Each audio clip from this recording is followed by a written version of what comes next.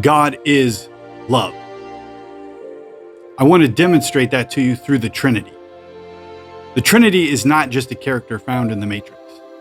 It's a Christian concept developed from this phenomenon found across scriptures of one God, but in three separate persons: the Father, Son, and Holy Spirit.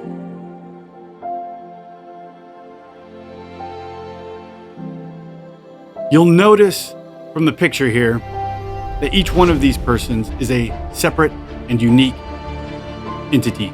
They are not each other, nor are they modes of existence of a single entity. Rather, they are separate persons who exist and operate in perfect unity and function as one. What I want you to see here is that this is the basic existence of God. God exists as a perfectly unified community within himself. The Trinity contains no hierarchy. They are all made of the same stuff. Nobody is giving orders to keep this community together or send it in the same direction. Rather, any act of obedience by one member of the Trinity to another is not the result of hierarchical dominance. Rather, it is a willful submission that comes from one member of the Trinity preferring the other. In other words, it's an act of love. I hope that you're starting to put the pieces together, that this community that is the nature of God's existence is held together by nothing less than perfect love. The verse that says God is love is not emphatically describing an attribute of God. It's not saying he's the most loving. Rather, it's saying that love is the very fabric of God's existence.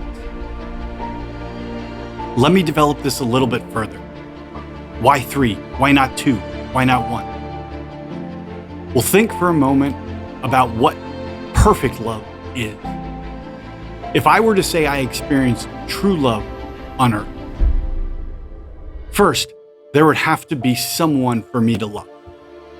Now, if I love someone and they didn't love me back, then you might say I had a crush, but you wouldn't say that I had experienced perfect love or true love.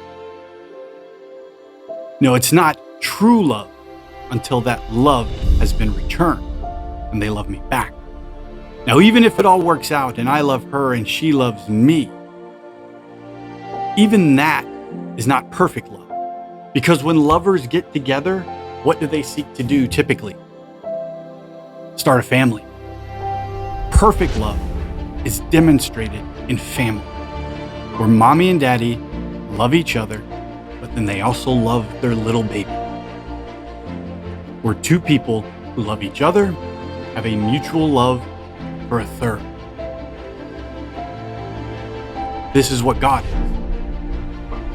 God is love. Every moment, every hour of his existence, God exists in the perfect experience and in the perfect performance of love. It's what he eats. It's what he breathes. It's what holds him together.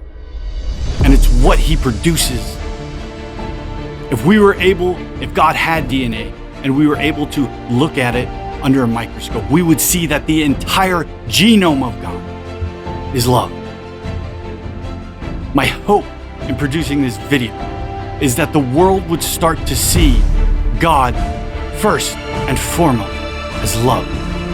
That before they saw him as holy, or before they saw him as righteous, or before they saw him as powerful, they would see him as love. I'm not saying that he's not any of those things. He is perfectly every single one of them. But he is so holy because he is so loving.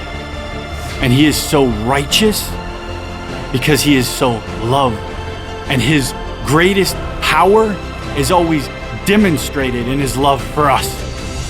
There's nothing more powerful than what he did on the cross and what he does in people's lives every day. Nothing. God is love.